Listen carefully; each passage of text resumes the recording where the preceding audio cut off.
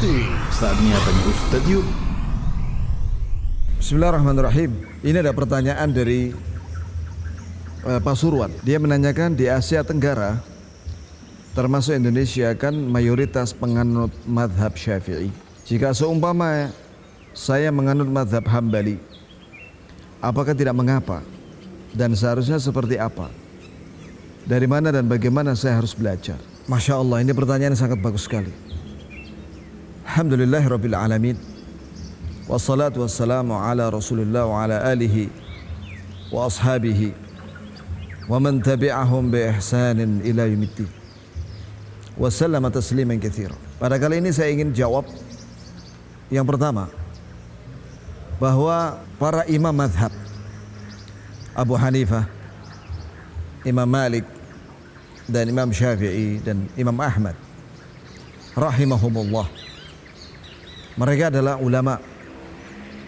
ulama jahabidah yang Allah muliakan mereka dengan murid-murid yang luar biasa. Allah beri kepada para imam mazhab itu murid-murid yang rajin mencatat dari awal sampai akhir ilmunya para ulama mazhab itu.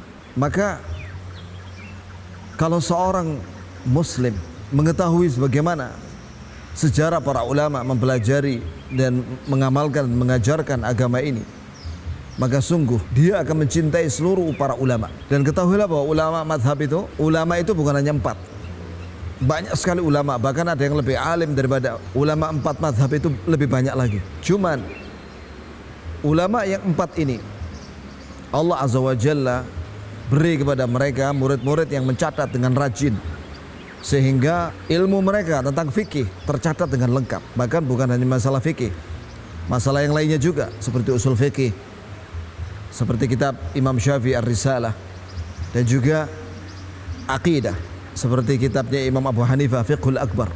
Ya, ini tentang jawaban saya yang pertama, bahwa mereka para ulama madhab, mereka adalah ulama kita semua Ahlus Sunnah wal Jamaah, dan mereka sudah banyak jasanya terhadap umat ini, karena dengan ilmu mereka yang ditulis oleh murid-muridnya dan ada sampai hari ini walhamdulillah, maka kita banyak mengambil faedah dan manfaat dari buku-buku mereka. Yang kedua, bahwasanya kita umat Islam ini ada orang awam, ada penuntut ilmu. Penuntut ilmu ada yang baru belajar, ada yang sudah lama belajar. Ada ulama pun ada ulama mujtahid. Ada yang mujtahid mutlak, ada yang muqayyad. Kalau dia seorang mujtahid mutlak, maka kalau dia tahu dalil, maka tidak boleh dia taklid dengan siapapun, karena dia sudah mengetahui dalil. Makanya para ulama kita madhab sepakat menyatakan idza sahal hadits fa huwa madhhabi. Jika hadis itu sahih, maka itu adalah madhabku. Tapi kalau dia seorang mujtahid muqayyad yang kedudukannya di bawah mujtahid mutlak, kadang-kadang dia harus taklid karena dia kekurangan dalam masalah dalil, ya, sehingga dia harus mengikuti pendapat ulama madhab. Apakah itu salah? Tidak salah. Yang penting dia mengambil pendapat ulama madhab itu, ya, dengan dalil setelah dia membandingkan pendapat-pendapat mereka. Kemudian kalau dia seorang talibul ilm jelas kedudukannya di bawah mujtahid muqayyad, maka dia mungkin lebih banyak dia taklid. Dia akan, karena kekurangan dalil, maka dia akan banyak mengambil fatwa ulama, termasuk ulama madhab, berdasarkan dalil. Bagaimana dengan orang awam yang dia tidak bisa membaca dalil, tidak mengerti bahasa Arab? Maka hendaklah dia mengikuti seorang ustadz yang dipercaya, ustadz Ahlus Sunnah yang dipercaya, yang kalau ditanya dia akan menjawab dengan dalilnya. Pertanyaan dia ini, Masya Allah, mengikuti mazhab Syafi'i atau Hambali, itu bukan sekedar membaca ringkasannya saja. Sebenarnya mengikuti mazhab, ya, di dalam beragama, sebagian para ulama menyatakan boleh saja, yang penting dia betul-betul menguasai mazhab itu. Tapi sekiranya dia mengetahui dalil yang menentang atau pendapat ulama madhab itu berbeda dengan menentang dalil yang sahih, maka dia wajib mengikuti dalil yang sahih. Inilah seharusnya yang menjadi prinsip seorang muslim dimanapun dan kapanpun, bahwa dia beribadah kepada Allah Azza wa Jalla, bahwa dia berkeyakinan berdasarkan Al-Quran Karim dan sunnah Nabi Muhammad SAW. Dan itulah yang difatwakan oleh para ulama madhab.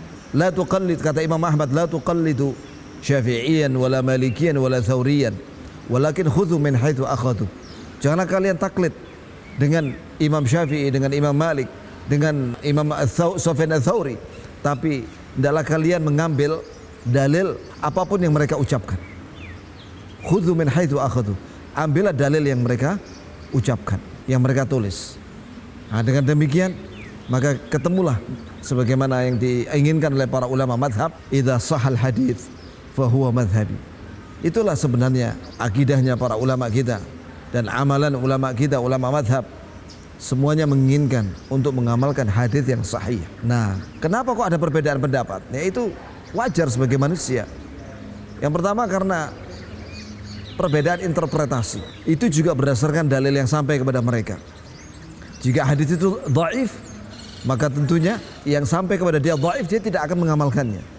Tapi matan yang sama sampai kepada ulama lain dengan hadis yang dengan sanad yang sahih, maka dia mengamalkannya. Sekali lagi, maka hendaklah kita terus belajar, membaca dan menghatamkan buku-bukunya para ulama, terutama yang ada syarahnya dan ada dalilnya.